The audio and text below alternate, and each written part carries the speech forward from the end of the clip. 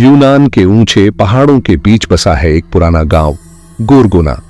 एक ऐसा गांव जो अब दुनिया से कटा हुआ है। यहां एक कहानी नहीं, एक भयानक श्राप दबा हुआ है। डॉक्टर एलेनी, एक मशहूर आर्कियोलॉजिस्ट, सालों बाद अपने बचपन के गांव लौटती है। उसका मकसद साफ है, अपनी छोटी बहन सोफिया को ढूंढना, जो कुछ हफ्ते पहले खुदाई करते हुए अचानक गायब हो गई थी। लेकिन एलेनी के दिल में एक और डर छिपा है। बचपन में उसने अपने पिता को अपनी आंखों के सामने पत्थर में बदलते देखा था। सबने उसे समझाया कि वो बस एक भ्रम था, लेकिन उस पत्थर की ठंडक अब तक उसे याद है। गांव में लौटते ही कुछ अजीब सा महसूस होता है।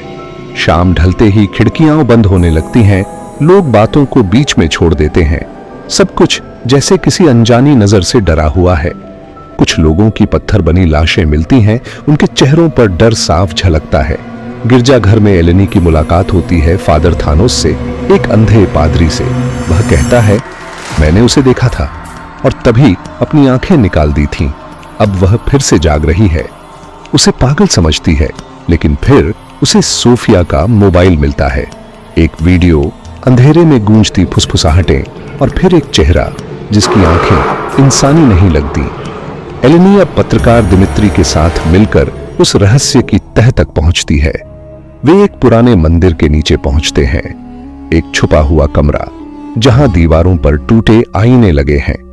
कमरे में चारों ओर पत्थर की मूर्तियां हैं, जैसे किसी ने उन्हें अचानक जकड़ लिया हो।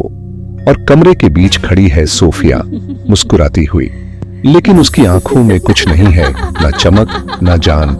अब सब साफ हो जाता है, मेडुसा वापस आ गई है, लेकिन इस बार वो राक्षसी रूप में नहीं, सोफिया के शरीर में लौटी है। वो इंसानों को पत्थर में बदलकर अपनी खोई ताकत वापस पा रही है।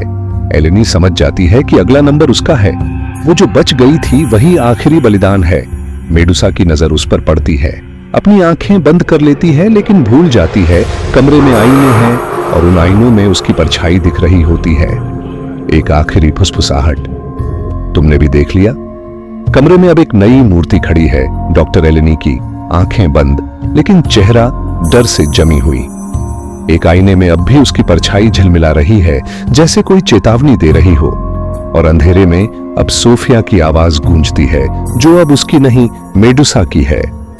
अब मैं बस कहानी नहीं रही।